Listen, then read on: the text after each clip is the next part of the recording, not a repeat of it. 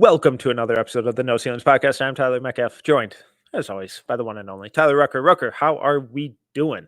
Feeling good, feeling refreshed. It's been a minute. I'm ready for draft season around the corner. We got 60 days until college basketball's back, Metcalf. NBL Blitz starting soon. Okay. No Ceilings coming back soon. A lot of excitement in the air, a lot of No fun Ceilings feelings. is always Yeah, No Ceilings is always here. But you know what I'm saying. Opening the floodgates, fully back. I'm feeling good, feeling optimistic. Football on tonight, which is just always a great thing for everyone. Congratulations, we made it. Just excited for the time of the year in which football and NBA overlap because there's nothing better. How are you doing, Mr. Metcalf? Well, since we are programming geniuses, it's like, what better time to go live than right at kickoff of the first NFL game of the year? I mean, who doesn't succeed when they go against the NFL? But for you sickos tuning in live already, we love you. You're the best. You don't need volume for that for the game. Just listen to us in the background. We love you. No, I'm fantastic. Football being back is a blast. Michigan, a little shaky. It's going to be a rough year, but they won the national championship last year, so who gives a fuck? Also, my alma mater, Minnesota, being the only Big Ten team to not win in week one. Tough. When the conference goes 17-1 and you're the one, not ideal, especially when it's off of 2 missed field goals and you lose by 2 points. But we move on. I have a lot of, as some might know, I'm a big Vikings fan. Metcalf's a big Lions fan, so we always have some fun talking football on the side. And a lot of my Twitter following is Vikings fans, Vikings writers that also cover Minnesota sports. So it was hilarious when they're like, wow, field goal missed. Real surprise in this state. So yeah, it's a tough one. I feel for you. Yeah, the group chat up here was not thrilled with the game at large, but that's not why the people are tuning in. It's September 5th, so obviously it's time to do all rookie predictions for next season. We're going to keep doing more NBA stuff like we started sprinkling in last year. We're going to be doing even more NBA stuff this year because what's the point of scouting all these guys and going through the evaluation of them as prospects if we don't follow up on it and kind of monitor how they've grown and track what's worked, what hasn't, what's been recognized, what isn't in the league. That's the only way we learn. So we're going to keep doing a bunch more of that. And we're obviously NBA fans anyway, so it's not like we're adding a whole lot more to our plate. But we're going to kind of give our first and second team predictions, our way too early predictions for the 2024-25 season with a fascinating rookie class. Rucker, I did a little baseline statistical comparison on the last 5 years of the first and second team. So not overwhelming numbers here, but a solid sample size. And I kind of split it up into 3 groups: guards, wings, bigs. Some of these guys are a little, wishy-washy on what it can be a little fluid on what classification you put on them. But I ended up with, let's see here, 15 guards, I believe 24 wings, and 11 bigs. So there's a clear kind of pecking order in what tends to get recognized. If you're a perimeter guy, easier chance. But I just kind of went through and looked at a bunch of the numbers, and there's not a whole lot of consistency. When we look at the guards, the average, I just kind of looked at some of the basic box score stuff to see who's found success or who got recognized in their rookie year. And the average guard who made the first or second team all rookie averaged 27.5 minutes, 13.2 points, 4.1 assists, 3.9 rebounds, 0.3 blocks, 0.9 steals, and shot 43.7% from the floor and 35.5% from 3.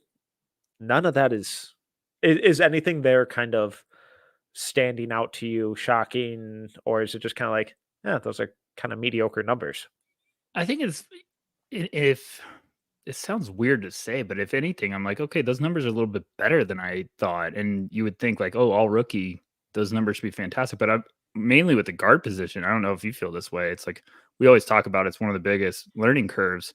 A lot of things have to go right for you to be a rookie that has success as a guard early on. One, usually it's going to be a little bit more favorable for the early picks because you're going to a bad team.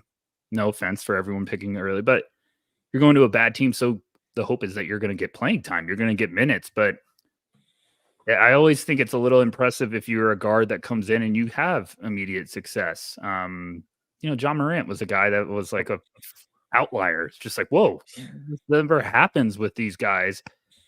And, last year everyone was kind of a little bit harsh on Scoot, which was well-deserved. I've went back and watched the whole year because I'm a psycho, but I thought second year of the season was there's Scoot. We're starting to see it. So I'm very excited to see him. But yeah, I think it's not too shocking with what you're saying. Also, I have to say, if this is the type of stuff you're bringing for year 4, I'm ready to rock for the podcast. I mean, you're just the madman right now in the lab. So yeah, were you shocked? Were you surprised? A little bit of like, makes sense.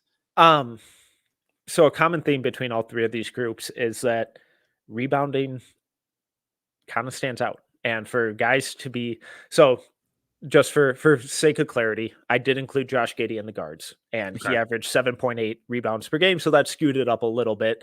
But so guys like Brandon Podziemski, Cade Cunningham, they were both over 5 a game.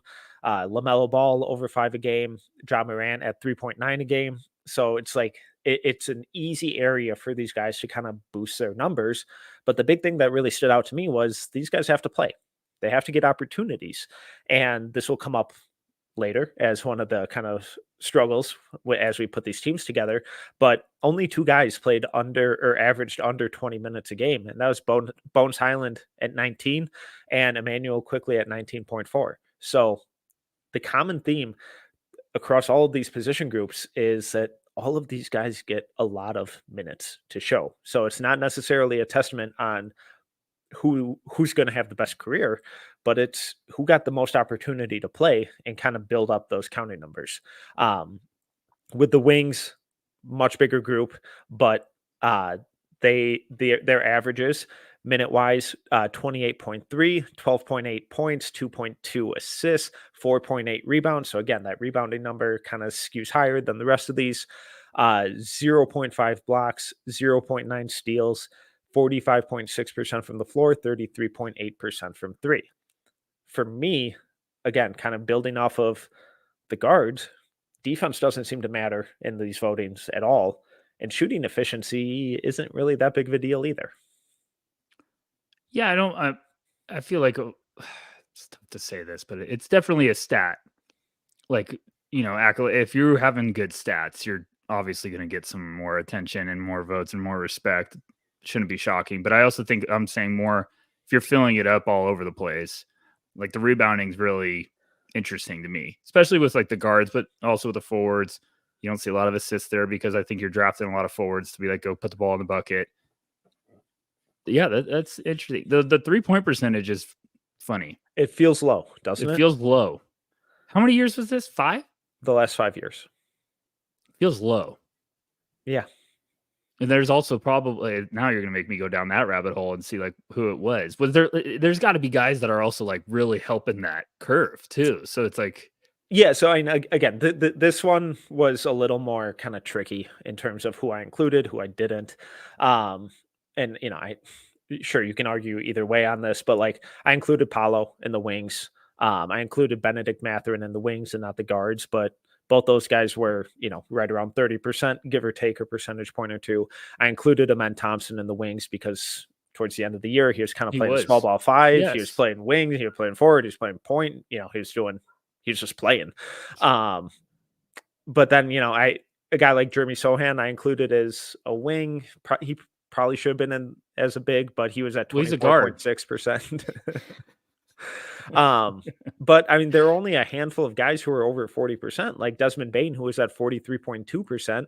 And his overall numbers were kind of lackluster at, not lackluster is harsh, but 22 minutes a game, 9 points, 1.7 assists, 3 rebounds, solid, negligible, under a stock a game, but 46.9% from the floor and 43.2% from 3. So it's really interesting. Whereas like the kind of guys who are big time sharpshooters, they stood out and didn't necessarily have to fill up the counting stats. But if guys were doing a lot of the little things like getting rebounds and padding those stats and padding those numbers, the shooting efficiency didn't really seem to matter a whole lot. Well, and the rookie wall is a real thing. Yeah. Like, and I'm not just saying that like everyone's like, oh, obviously, but the rookie wall will hit hard for some of those stats. And a guy could be just on fire for a month or two, and then all of a sudden you hit that rookie wall, and it's like, whoa, he was shooting 38%. Now he's down to 30. I get it with some of those position, categories you're putting in. The Paula one, maybe I could argue with you about, but also who you had somebody else as a wing, and I'm like, yeah, that's fine. That's completely fine. And then they were playing all over. He just became his own position. It was a utility guy. Yeah. So yeah, but that's just interesting stuff. All rookie teams are so interesting to me because it is just like, can you get hot and make some buzz for a little bit, and you might be in the mind of everyone for a while. It's also just really interesting too to kind of see, like, I always feel like after an impressive rookie year, I'll be like, I thought the numbers were higher than they ended up. So this is going to be fun. The problem with you doing this whole spiel is I already want to move like 3 different guys back into like the teams. Like, I'm bugged about one of my picks, but it's going to be fun. We'll get into that 2 seconds. Just finally, just keep flowing. Finally, with the bigs. You have a heater right now. Keep flowing, big man. Let's go. Finally with the bigs. So average was 26.7 minutes, 13.6 points, 1.8 assists, 7.3 rebounds, 1.4 blocks, which kind of felt low to me, especially since like half of them had under a block a game. But again, some of that positional stuff gets a little wonky there. 0.7 assists, 57.6 field goal percentage, and 27% from 3. If you remove Derek Lively and Jalen Duren's 0 percentage, that number is 33% from 3. So if you're a big who shoots it a little bit, it definitely helps. I guess the rebounds sounds right. I thought it would have been a little bit higher, but now I'm thinking about it. I mean, the blocks might be low. But also, you're a rookie big, trying to adjust. I get it. Probably weighed a little bit by some of the guys in last year's class, I imagine. Last year's rookies. Yeah, so Victor was obviously the outlier at 3.6 casual. So we have Victor at 3.6, probably really giving that a curve. Yeah, Chet at 2.3, Walker Kessler at 2.3. But then you have like a guy like Jalen Duren who is at 0.9. But then, there are guys like Brandon Clark who are included in the bigs just because he doesn't really play on the perimeter. Again, low positional weirdity, but he was at 0.8, so he pulls that average down a little bit. If you want to move him into the wings, okay, but I don't think he really plays like a wing. No. So yeah. Interesting stuff. Mad scientist in the lab. Well, I hate my teams now. This is what you do. Well, I mean, obviously this will all be correct. None of our predictions will be wrong. It's September. These guys haven't played a second of NBA basketball yet, but I promise we'll be 100% accurate on this. And we'll get to those teams right after this quick break. Okay, Rucker, let's dive in. We're just going to go kind of a player at a time so we can really talk through these guys. And we're just going to start with our first team. So who is the first name that you had on your first team, all rookie? Spoiler alert, Metcalf kind of hinted about some of the names before we hit record, and I think this is going to be a bloodbath. Mm-hmm. I think it's going to get ugly. So I might actually go away from starting in a normal spot. I had Donovan Clingan on my first team. Wow, here we go. Look at that. Maybe I'm not crazy. I think it's going to happen. I think he's going to play a nice as a nice rotation piece early on. Give a little bit of a breathing room to Ayton, and then if Portland's not active at the deadline, I mean, come on. And then I would let that big man run and see what you got for a full half of the season. That's my plan. But I also just loved what I saw from Clingan at Summer League. I loved how aggressive he was trying to show everyone he could shoot it, and I thought the defensive flashes were special. He's just mammoth. Yeah. He's so big out there and he moves well. So I'm very excited to see what he does. And that's where I'm getting to. Maybe the stats won't look eye-opening at the end of the year, but he might be just a box score filler. He might be an 8 points, 8 rebounds, 2 blocks type of rookie year. Maybe more than that. I mean, if they clear up some space, you know what I'm saying? Yeah, so for my reasoning for all of my selections, I really tried to kind of lean more on the numbers, and just base it on how guys have gotten rewarded in the last 5 years or so. And I think Klingon fits that bill perfectly, where I think he's going to play a lot. Um, Over Aiton, no, but I would be surprised if he doesn't get over 20 minutes a game by the end of the year. Maybe it takes a little bit, depending on what Robert Williams looks like and if they move him or if he's healthy or what. But I thought he looked really good at Summer League. He's going to rebound the crap out of the ball. We know that. He's always done that.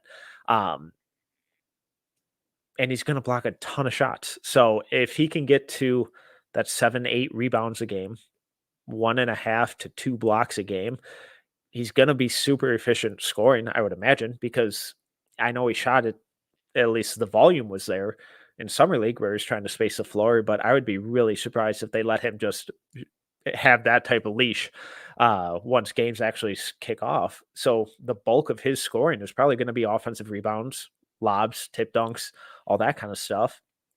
So that's going to drive the field goal percentage up where, a guy like Victor had a field goal percentage of 50 or 46.5, which feels low for a center. But then you look at his shot distribution, it's like, oh, well, yeah, he's taking superstar type of shot attempts.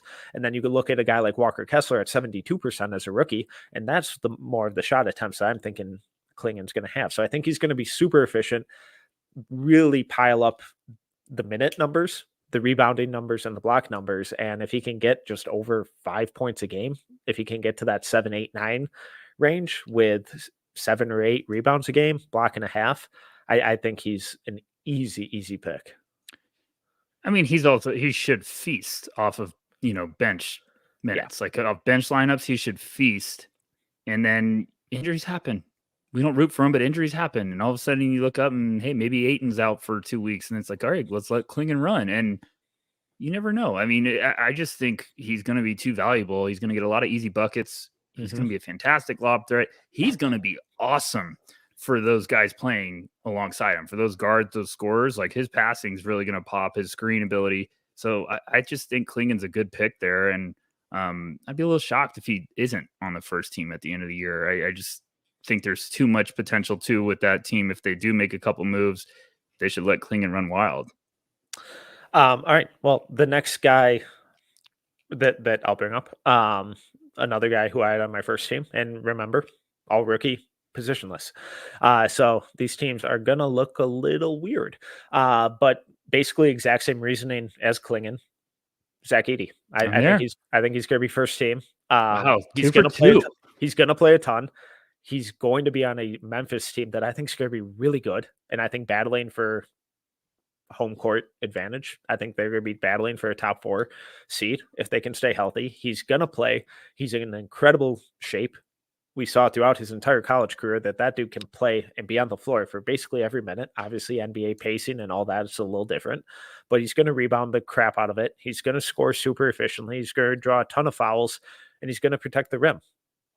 I think he's going to fill up the box score as a rookie where come the end of the season, we're going to look at his averages and just be blown away. And then you put him in a pick and roll game with John Morant, Desmond Bane, Marcus Smart. It's like, this is very, very fun. Yeah, I think he's got a shot to be rookie of the year. I think he's going to be the guy in the first team that's going to probably put up the best numbers if he stays healthy, if everything looks good right away, which Edey's a dog. He should be, you should be ready to roll. And I think it's going to be perfect for that team. That's the type of big man they've always loved to have, is that physical,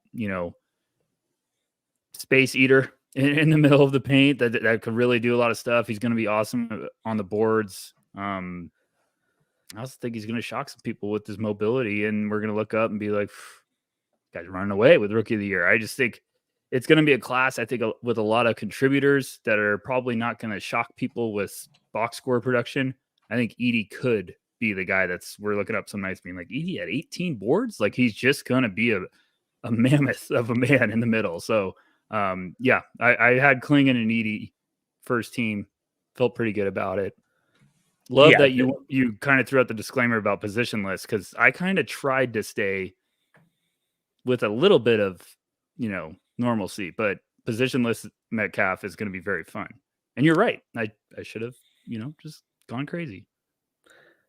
I reined it in a little bit. I got very close to having one of the most immobile first team or teams of all time. But who is the next name that you had on your first team? Okay, I'm gonna say one more because I think after this we're gonna get nuts and it's gonna get really ugly and personal, and Oh boy, you're probably gonna start screaming. So I had Stefon Castle. Oh, same. Love okay, that. We're 3 for 3, and I'll be shocked if there's another similar name moving forward. I feel the best probably about those three. I would probably say Edie, Castle, Klingon in that order for like, who's your comfort? I think Castle's just gonna be great for the Spurs. I think they're gonna play him as much as possible. They're gonna get creative with who he plays with, who like lineups. Obviously, I know they got CP3, but I still think Castle's just gonna make an impact. Heard fantastic reviews about him since he's been with the Spurs, so not surprised about that. But yeah, I've loved what I saw at Summer League. Metcalf did an awesome video about his Summer League breakdown. Go check that out on the channel. And could he be in the Rookie of the Year conversation? I don't think so, because I don't think they're not going to win enough games. Whereas I think like Memphis is going to win a ton of games, and I think Edie will play a factor in that because he's providing something that they haven't really had since Steven Adams was healthy. I still think he's going to be the best player from this class, though, and I think he's going to get a lot of opportunity. Whereas you look at last year, and they let Jeremy Sohan run point for 70 games. We're not going to let Steph Castle do something similar. We're not going to let him experiment. Obviously, I know they want to win with Victor, but they're not going to rush all of this. They're still in developmental mode, and they took him 4th overall. I think he's going to get a ton of opportunity. Sure, the shot needs work. The efficiency probably won't be there, but he's going to rebound it at a high level. I'd be surprised if he doesn't get to double-digit scoring. He's going to get assists. He's going to get steals. He's going to get blocks. It wouldn't be totally shocking if he has kind of like an Amen Thompson, Jaime Jaquez type of rookie year where he's just really good. He might not be elite at a singular thing like shooting, like Reed will be with shooting or anything like that. But I think across the board, he's going to get to the minute threshold, and I think just build up enough statistical kind of categories to make it kind of an easy pick. He's going to have a lot of games where it's like 8, 6, and 8, and he might go like 4 for 11 from the field, and everyone's going to be like, well, look at his shooting. And I'm going to be like, come. And then he's going to have like 2 blocks, and I think he's going to have the rookie year where we're going to be like, oh man, if Castle takes a step next year, whoa. And it's like a full off season, like that's the type of player where, you get really pumped about it. Here we go. We got a full off season now, and CP3 is going to be fantastic for him. So I just think he's going to be awesome this year. I really do. I don't think it's going to be one of those guys that were fascinating about his stats, but I think he's just going to be perfect for kind of being that piece of the puzzle that really makes an impact. And maybe the second half of the year, we're starting to go, man, Castle's fantastic for them. He's just all over the place. So he's going to be a great piece. You got another guy, and the defense is going to get better, which is terrifying to think about. And they're going to be fun. They're going to be fun to watch. Okay. Let's get weird. Let's get weird. What do you got? I got Alex Sarr. Wow. Do you not? I do not. And wow. I love you, Wizards fans. I love you. I love you. I really do. I don't. I do have a Wizard on my second team, but I don't have Sarr. I have a Wizard on my second team as well, who was very, very, very, very close to being on my first. And I paced around the room today because I said I think I want to have him on my first. Like I almost changed it, but I don't have Sarr. Why not? So you don't have him on your second team either? No. Oh my god. I know. Mm, I told you it's going to nope. get ugly. Nope. It's Nope. going to get Nope. ugly. And everyone's going to be like, what the heck? I think it's going to be, I don't think it's going to be the stats this year. I think the offense is going to take some time. I think he'll be great defensively, but I think it's not going to, like, I've got Klingon and Edie, and I've got another big. And then my second team, I've got a lot of forwards. So it's a tough cut. There's a lot. I had like 8 guys that I was like, I could argue to be in one of these first 2 teams. Sarr should get all the playing time in the world. I'm hoping that translate into some success. I love this defense at Summer League. The offense, save that for another time. Are you just buying? And like I'm telling you right now, like I could easily see him on one of the first 2 teams. Shout out Wizards fans, love you. So I'm not a hater. I just think it got crowded in a hurry. And also, I wanted to point this out before we got into this, but I got sidetracked because I'm so excited. It's tough to look at, like, if you look at last year's first and second teams, it's not like, oh, hey, the top 10 picks were all on it. Mm-hmm. There's guys all over the place. Gigi Jackson went 45th, Keontae George 16th, Derek Lively 12th, Podziemski 19th. Then you get Hame 18th. Like, it's kind of just about like, hey, the perfect fit and everything. Now everyone will be like, well, the Wizards, they're going to play Sarr like crazy. Yes, I agree. I just was thinking, I don't know if he's going to wow statistically compared to some other guys in this class that might be in that same position. But I know it's positionless, so everyone, I'll counter every heat anyone wants to bring me. So tell me why you think Sarr playing time. He's going to play so much, and that team has less than 0 expectations going into the year. So I don't think efficiency numbers or anything like that are going to matter at all. And I think his defense is going to be that good where, like, so average for big, so it's 26.7 minutes a game. I think he gets to 30 plus. He should. Yeah. But what if he struggles early? Don't care. Play him. No, they should. I'm just saying, you're talking about confidence and stuff. I love my second team. I think my second team has a legit shot to. It's not me slandering Sarr. It is me saying I think the guys on my second team are going to impress enough in which you might be like, ew, Sarr could have made it. We could be viciously upset at the end of the year. Like, Sarr should have made it, but this is fun. I'm having a great time now. Gosh, so Wizard like fans are going to come after me. they welcomed you with open arms, and oh boy, God, quickest turncoat. And I love him. Okay, well, so the kind of role that I envision Sarr having as a rookie, not to necessarily the level of the guy I'm going to talk about, or in team success will be nowhere close to that, but I think he could have an Evan Mobley-esque rookie year where Mobley had 33.8 minutes, 15 points, 2.5 assists, 8.3 rebounds, 1.7 blocks, 0.8 steals, and shot 51% from the floor and 25% from 3. Now, I don't think Sarr's scoring totals necessarily get to that level, at least based on what we saw in Summer League, which was a lot of kind of carryover from what we saw in the NBL, some concerning stuff. But I think his rebounding numbers are going to be a lot better than they were in the NBL because they are pairing him with a bruiser like Jonas Valanciunas. And I think we saw some of the passing stuff that he showed off in Summer League, which was really high level, really impressive. So an Evan Mobley light type of season from him. I mean, Isaiah Stewart was at 21.4 minutes, 7.9 points, 0.9 assists, 6.7 rebounds, 1.3 blocks, 0.6 steals, 55 and 33% shooting. Could he not have that type of season? No, I think he could. But what if there's 3 bigs that have good seasons, the better seasons, that their team wins more games? You know what I'm trying to say? And then all of a sudden there's some other players that have good years. It's not me slandering Sarr. It's me saying I think there's going to be enough guys that have really good years that make a positive impact.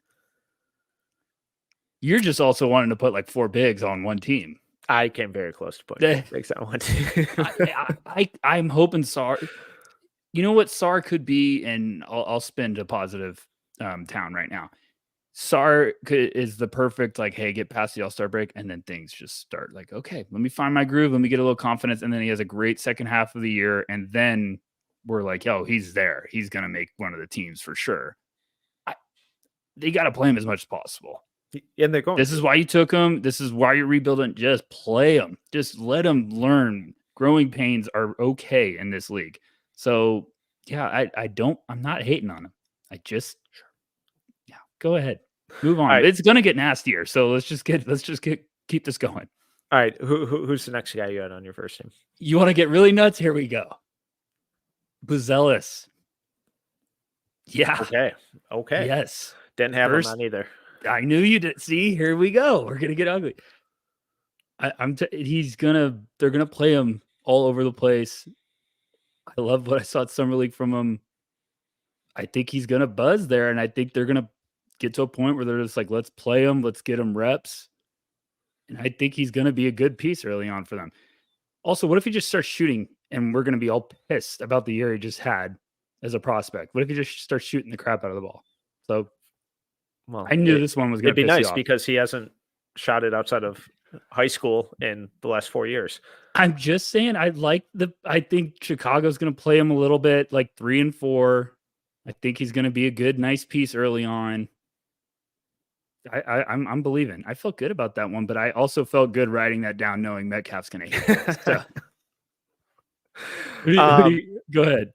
Okay, just looking at the average numbers for the Wings, and again, they'll throw me the numbers. No, just does he get to 28 minutes? Probably not.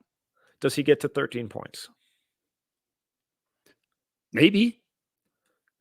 Just because who else? No, I mean, I'm saying maybe. We're talking about if he starts shooting it a little bit from outside, and like I think they're gonna just kind of rotate him at 3 and 4, get him some minutes, try to get him on the floor, hit a couple buckets. Like, yeah, I could see him at 13 a game. So that's an interesting combo if we're at that point. Like, he's also going to be an athletic bit, like lob threat, get some easy buckets. They should play him a lot. Oh, of course. And they should let him, Kobe and Giddey, just push and transition, create chaos. He's going to rebound. But this is a team that's also consistently just stuck in the middle. Exactly. That's why they're going to play him. Shout out Bulls fans. But he should rebound. I hope get a couple blocks a game. Should get a couple of assists. Like, it could be a box score filler. Connecting dots here. Okay. Go on. Move on. We talked all right. So last guy I have on my first team, I'm going to get accused of being a homer, but I think this is really going to be because of opportunity. Coaching staff, front office, they've all said that he's going to be the backup point guard. I'm going Rob Dillingham. I think he's going to play a ton. We saw how good of a playmaker he is. I think he's going to provide a sense of energy and scoring and creativity and fun to a second unit on one of the best teams in the league. So the spotlight's going to be on them a lot. He's going to get the minutes. Defense is going to be abhorrent. It's not going to matter because I think he's going to shoot it enough. I think he's going to put up decent amount of points, and he's going to get 15 to 20 minutes a night. Okay. Minimum. Yeah. I'm struggling with Rob consistent minutes numbers.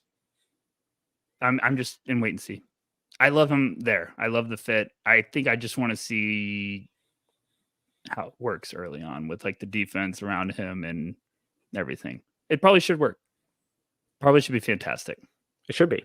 Should be. Should be. And so the big differentiator is very close between him and honestly like 4 other guys on my second team. Here's the last one that made my first team. But again, I based it purely off of opportunity and exposure. And I think he's going to get a lot of both of those. I didn't have him on my second team. Yeah, because you no, because I have another name that you're probably not thinking of. So no, I like Rob. I'm wondering if his rookie year is going to be more impactful of like he's setting up, he's being a good, I don't know if the stats like everyone's gonna be like, oh, he's gonna put up a bunch of numbers. I'm like, well, could he be more effective early on with the playmaking? Yeah, I can see Rob making first team, but I'm having fun here. My last one. Yeah. I had Reed Shepard. Okay. He was on my second team, very close to first, and it's just opportunity. I don't know how much they're going to play him. I'm in the same boat. That's the one hesitation. I think he's either going to, like we said, injuries happen. I think he's going to get a prove it stretch of the year. Yeah. And if he comes in and lights it on fire, I think they're going to be like, we got to find him a way to keep Reed Shepard on the court. So, wouldn't shock me if he's second team, because I think it'll be a minutes thing. But I feel good that Reed's going to find a way to show he should be on the court, and it's not just the shooting. I think people are going to be much better on the court with him. Yeah, it was purely opportunity, and I'm just not entirely sure how amenable Ime's necessarily going to be to some of the defensive lapses, and just playing a young guy, because they want playoffs. They have really, really high expectations, so no one's getting gifted anything. I think Reed is fantastic. I think he's going to be very good. I loved what he showed at Summer League. This is not an indictment or skepticism on him as a player. It's just purely opportunity, and it wouldn't shock me at all if they just or if he plays himself into just being too good to not play, where the shooting is that much of a threat. And I think there's some really, really fun kind of lineup combinations that you can throw him in with the second unit, where you let him and Cam Whitmore and Amen Thompson and Tari Eason just push in transition and go crazy. And then he's either initiating as point guard or just a 3-point outlet for those guys too. So that was very easily the toughest kind of bump down to the second team for me. Off the top of the head, what could he be like their easy 6-man by the end of the year? I know they're deep, and so Rockets fans, like, calm down. I know they're deep. I'm just trying to figure out the secret path to the minute spike. And I know he should be getting, Van Vliet's off the court. You get Reed in there. I just think their defense is going to be so special that at some point they're going to be like, we have to balance this out with some shooting. And they have so much talent. That roster is going to be really fun. Like, that defense is going to be very fun this year. Mm-hmm. So I'm just trying to figure out, because I do think there's going to be a point that it's like, okay, Reed's got to get on the court. If he keeps the mustache, he's going to be first team. If he shaves it, second team. Yeah, and he might be all NBA. But just looking at their roster, just so I don't miss anyone. And you got Amen Thompson, Jalen Green, Fred VanVleet, Dylan Brooks, Tari Eason, Jabari, Jayshawn Tate, Cam Whitmore, Şengün, Steven Adams, Jacques Landale, maybe. Reed should get minutes over him, but then you even have like veterans like Jeff Green and Aaron Holiday. I think Reed should get minutes over them, but it might take a couple months for that to kind of pan out. But at a minimum, that's 8, 9, almost 10 guys that as of right now are probably ahead of him in the pecking order, rightly or wrongly, but that's just the way it unfolds for a lot of rookies, especially on teams who are kind of in that transition period of emerging out of the full-on rebuild into playoff expectations. Gosh, I'm so fascinated to see what they do with Jalen. It's going to be fun. Jalen Green's going to be very interesting this year. Yes, okay, second team? All right. Yeah, let's move on right after our last break.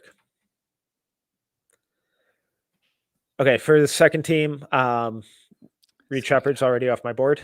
So ugly. I'm going to go with another guy who was very close to my first team, but we've kind of hinted at it with the positional stuff. I know it's positionless, but I went Khalil Ware. You son of a gun. I love how much you've just completely turned the page on Khalil Ware. Have you? You have got him second team. The ball's coming from inside the house. I have him second team too. Yeah. I think starting to see now why everyone's gonna be like, oh, you're hating Sarr. No, I think Ware's gonna have a great year. I think they're gonna win a lot of games. I think he's gonna be a nice piece. still believe there's a world in which they might play him and Bam together. I cannot wait to. I think they're going to get 15 to 20 minutes of those two guys on the floor, especially based on what we saw from Bam and AD playing together a lot in the Olympics. Mhm. I think the Heat have struggled with a lack of size. They don't have the rim protection. They don't have the center depth. They don't have the rebounding consistency that a team of that caliber and those expectations should. And I think Khalil Ware fixes a lot of that. And then you throw him out there as that kind of backline rim protector with Bam being allowed to kind of roam a little more and cause a little more mayhem at the point of attack, and up and pressuring guys and ball screens and switching and using his athleticism to the fullest extent. There's a lot of really incredibly high defensive outcomes for that pairing. Yeah, I cannot wait to see what Bam does with Ware. He's going to teach him some stuff quickly, and it's going to be really special for Ware. It's just going to be a great mentor. I've been wanting the Heat to the Heat drive me crazy. If he hits 1 out of every 3 threes, I think he's a lock for maybe first team even. My next follow-up question was, could you see Ware and Klingon switching spots? Yeah, of course. I could too. So especially that's where it comes down to opportunity, where there might be a few extra moving parts that need to happen for Klingon to get to that 20 to 25 minute threshold. There's really no one in the way for Ware besides himself. Well, you just mentioned it to start the show, what a 3-point shooting big gets a lot of praise. That percentage was lower. So if Ware is over 30% and playing good minutes, we're gonna have a real conversation about him being first team. I think life's gonna be really simple early on for Ware with those surrounding pieces. They're gonna help him a ton. He's gonna be great defensively. He's gonna be a great lob threat. I wanted them to get big depth forever, and when they took Ware, I was like, this is a great piece to groom. So I liked that pick. That's a good one, Metcalf. All right. Who's next on your list? Carlton Bub Carrington. Same. Wizards fans were back. He was almost lurking on my first team. Same. Minutes. I think he's going to be in a great spot to play. He should play a ton. I'm very excited for the Bub Carrington year. I think there's a sleeper candidate for Rookie of the Year. Ooh, that's fun. I just think he's going to play a ton. Yeah, no. If you're looking at a long shot, long shot bet, I don't know what the future odds are, but it's up there. The favorites are kind of like Edie, Castle, Reed Shepherd. I think Bub would be very interesting as a flyer. For sure. I mean, he should play. He should get some. He should get his numbers. He should fill up the box scores. Wouldn't shock me if he ends up on the first team. But I love, he looked good at Summer League. The flashes, I was like, oh man, it's starting to look very fun. So, and the kid can flat out play. And when we talk about guards rebounding and how that can kind of help boost the resume for these types of accolades, he's a solid rebounder. He's a very good passer. Obviously, the interior scoring needs to improve and all that, but he was one of the best jump shooters, especially as a freshman in this class. He's going to play. I bet he gets 25 to 30 minutes a night. And, come March and April, wouldn't surprise me if that's higher. So I think opportunity for him is going to be huge. And it wouldn't surprise me if he starts putting up some big time numbers, especially if the Wizards, heaven forbid anyone ever did this, but maybe they start shutting people down towards the end of the year once they're eliminated from playoff stuff. Couldn't imagine it, but every now and then it happens. So I know that was a joke that hurt the fan base, but I get what you mean. It should also, that is a big point you point down. The dog days of the end of the season, he should be playing crazy minutes. They should just be go play as much as possible. So I like Bub. Now looking at it, I could maybe feel better if I swapped him and Bazelis, put Bub on the first team, but I'll stick with my guns. Who do you got? All right. Next one. Dalton Connect. I didn't feel good. I left him off my team. I didn't feel good. He was, I think, the last one to make it for me. Okay, so wow, you're dancing on the line too. Yeah. I want to have him there. I'm just trying to figure out if not the minute, but I'm trying to figure out if the numbers are going to be there. You know what I'm trying to say? Like he's either going to be rocking early on and be a guy they're playing at the end of the games, or they're going to lean on Captain America 2.0. Well, we know they're going to do that. Anyways. And AD looked great.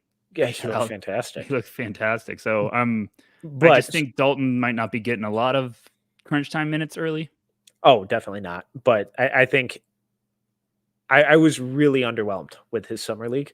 I thought it was tough, but I also thought he was playing in a role that he's not going to be playing in with the Lakers, where he's going to be a 3-point outlet. He's going to be purely an off-ball guy and just feasting off of the gravity of AD, Austin, LeBron. And I it wouldn't surprise me if he has like a Desmond Bain-esque kind of season where let me find his numbers here if I can read. There it is. No, but I know what you're where and he's at your time. Go ahead. Just like where he's at like a little over 20 minutes a night, 9 points, but shooting 44% from three. Like if the shooting and scoring efficiency is there with the exposure and the limelight of being on the Lakers, I think he's going to play, and I think they're going to put him in some fun positions to kind of succeed and get the very most out of him. Because when you look at the guys who I think are guaranteed, big time minutes, you have Austin Reeves, probably Gabe Vincent, assuming he's healthy. Let's just throw him in there for conversation's sake. D'Angelo Russell, LeBron, Rui, AD. You're talking now. Now I really wish I could connect on my team. So then, just looking at the rest of that roster is Jalen Hood-Schifino, Max Christie, Quincy Olivari, Cam Reddish, Jackson Hayes, Max Lewis, Jared Vanderbilt, Blake Hinson, Armel Traore, Colin Castleton, Kyler Kelly, Christian Wood. I don't think any of those guys are locks to play over him. So I think maybe not right away, but I think eventually he's going to get some big time minutes. Yeah, he's got the right coach to get him rolling too. JJ should have some fun. That seems like a couple months in the season. JJ's like, we're going to start doing this specific set for Dalton to get some easy buckets, and then the confidence starts rolling. So I like the pick. It was the one name I was kind of dancing on the line, and I was like, I don't feel great about this, but I was trying to also get a couple wild cards in there. Shout out Gregory in the chat. Just what a random roster. Agreed. It's a mess. All right. Who do you have next? Do you want chaos or exciting? Right, go with what you want. Okay. All right. Fine. Isn't chaos inherently exciting? Yeah, but sometimes real chaos is like people are gonna be like, oh, that's insane.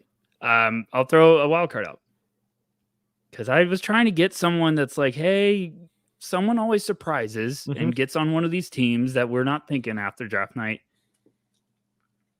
I put Jalen Tyson. Oh, that's a fun one. It's a fun one. That's a fun one. I like that. I didn't have him. See, now you're starting to see why I was like, oh, wait a second. There could be a little bit of, I like that. That's a fun one. Whoa, he looked great at Summer League. Yes. It looked exactly like what I was hoping he was going to look like after watching film. If you were someone who is really high on him going into the draft, you were just praying that he showed anything like that at Summer League, and he just blew it out of the water. Well, I wrote about him, and I wrote for NoCeilingsNBA.com, late plug. Oh, and look at us having some discipline and shame. Off season. And I wrote and I talked about like it's the one guy that I kept having to watch because every time I watched him, I was like, I like him more. And then when I saw, and I was like, I was a big fan of his going into the draft. And when I watched him at Summer League, I was like, oh my gosh, he's showing me everything I wanted to see. So I think he's going to be at a point, like I know Cleveland's got a fun roster. I'm really excited to see what they do this year. I just think he's going to be a point where they're like, hey, that's our utility weapon off the bench. We're going to play him all over the place. He's going to, Inspector Gadget, play a wide range of roles. So I just thought Tyson's going to be one of those box score fillers guys that going to be efficient, put up good numbers, might have high assist number games and rebound. Like he rebounded the crap out of the ball. It's Summer League. I feel like some games I was like, man, you just forget he's big. He's a big boy. So yeah, I liked Tyson there. I thought it was a good little like, hey, like I talked about earlier, like some guys make this team that go way later in the draft, and I thought Tyson was a good name to keep an eye on. Yeah, that was a good swing. All right, my last one. Last one, we got a couple more. Not for me. You took some of mine earlier, so Okay. this is the last guy on my list. I'm not sure. This is more of the heart because I think he should play a lot. I think he's going to be really good for this team. But it might be one of those more does all the little things that don't necessarily pop for guys who aren't watching every night. I'm going Tristan Da Silva. I had him too. Love it. God. I think he's going to make for sure. I think he's going to be perfect for them. I do understand what you're saying, that it's going to be a lot of the little things. I think he's going to be an efficient 3-point shooter. I think he's going to be a reason why they win a lot of games this year. Mm-hmm. Just he's another great piece of the puzzle. That's a good one. I guess I have just one more. All right, hit me with it. Your knight in shining armor, Zachary Ricochet. Wow, I'm buying it. Okay, we talked about forwards, and we talked about you don't need to be a high assist guy. You need to be able to score. I think they drafted him to be this complimentary catch and shoot guy, and I feel good about Ricochet doing that. And I think with that talent, he should be a guy that should play a bunch of minutes, hopefully. But I think he's going to be a good, smart piece. They need to get defense alongside Trey. They need to get everything. And I think they're going to lead and make life easy for Ricochet early on. So could I have put Sarr there? Yes. But I like Ricochet there. I'm going a little bit outside the box, I guess. But I think he's going to have a good year. I think the light switch is going to come on at one point, and it's going to be like, oh, man, the confidence is cooking. And I think if they use him smart early on, like, hey, good complementary piece with catch and shoot ability and defense, I think he should be a guy that could sneak up on that second team. So, no, I definitely agree. My scoff was unwarranted. It's unnecessary. How dare I? Because I get. He was really bad at Summer League, but he also had just played like 65 games, gone into the playoffs, traveled across the country, done multiple camps, working out for teams. He looked tired. And he also looked like they told him just go try whatever the fuck you want. like leashes off, just go. Show us what there is. And maybe it's not there this year. It probably isn't. But in that role that he's probably going to play in, which is that 3-and-D guy, I think there's a legit opportunity for him to make this team. Because if the shot, again, I'm a believer that the shot improvement was real because we had like almost 300 attempts from him last year. Feels like a decent sample size. Maybe it's 200. Apologies. But regardless, point stands. Average wing 3-point shooter was at 33.8%. I believe our friend Nathan Grubel put in the chat earlier that the average rookie 3-point percentage over the last X amount of years is like 31%. Yeah. I think he's going to be over that. If he's at like 36, 37, grabbing 5 rebounds a game and up around 9-10 points, playing decent defense, and the Hawks are solid, why not? So I don't hate it. I will say there's a lot of names that I didn't feel comfortable leaving off. Okay. Was there any names that you were? Jared McCain? Yeah. I think they're going to have to play him.